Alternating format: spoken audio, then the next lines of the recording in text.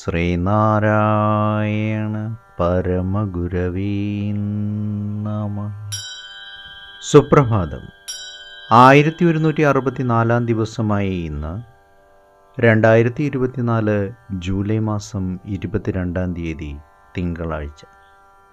1199 ആണ്ട് കർക്കിടക മാസം 7 തീയതി.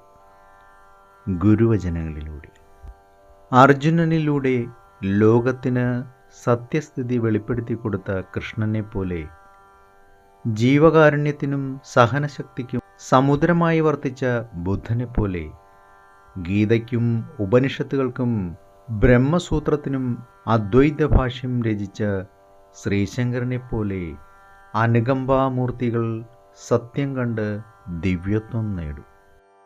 ശ്രീനാരായണ ഗുരുദേവൻ അനുകമ്പാദശകം. ശ്രീ മങ്ങാട് ബാലചന്ദ്രൻ തയ്യാറാക്കിയ ശ്രീനാരായണ ഗുരുവിൻ്റെ 366 മഹത്തായ ചിന്തകൾ എന്ന പുസ്തകത്തിൽ അനുകമ്പയുള്ളവരാകുക എന്ന് വിവരിക്കുന്ന ഭാഗമാണ് ഇന്ന് അവതരിപ്പിക്കുന്നത്.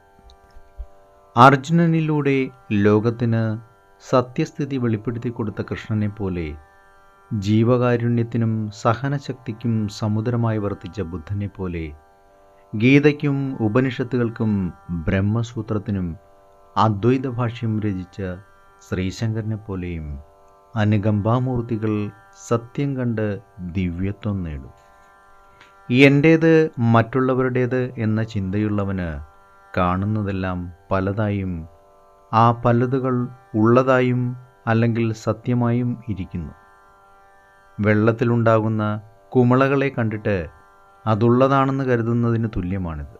ആ കുമിളകൾക്കെല്ലാം കാരണമായിരിക്കുന്നത് വെള്ളമാണെന്ന യഥാർത്ഥ സത്യം അവൻ അറിയുന്നില്ല. ഇതാണ് ഭ്രമബോധം. ഭ്രമബോധത്തിന് അടിമപ്പെട്ടവന് എല്ലാ വസ്തുക്കളെയും ഒരുപോലെ കണ്ട് സ്നേഹിക്കുവാൻ കഴിയുകയില്ല. സ്നേഹമുണ്ടാകാത്തവനിൽ അനുകമ്പയുണ്ടാവുകയില്ല. അനുകമ്പയില്ലാത്തവൻ ഉണങ്ങി വരണ്ട സമതലം പോലെയാണ്. ഒരു പുൽക്കൊടി പോലും അവിടെ ഉണ്ടാവുകയില്ല. എന്നാൽ പുല്ലും പൂവും മരവും കായും എല്ലാം ചേർന്ന് സുഗന്ധപൂരിതമായി നിൽക്കുന്ന ഒരു ഉദ്യാനം പോലെ അനുകമ്പയുള്ളവൻ എല്ലാവർക്കും ഗുണവാനും പ്രിയനുമായിരിക്കുന്നു.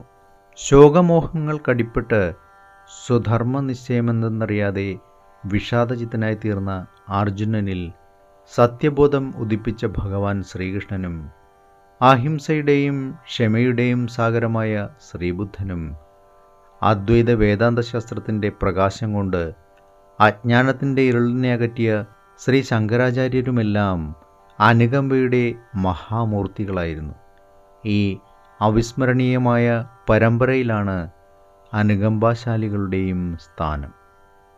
ഏവർക്കും നന്മ നിറഞ്ഞ ഒരു സുദിനം ആശംസിച്ചുകൊണ്ട് നിർത്തുന്നു. നന്ദി, നമസ്കാരം. ഗുരുധർമ്മം ജയിക്കട്ടെ. ശബ്ദം നൽകിയത് സുജീഷ് മഹേശ്വരി.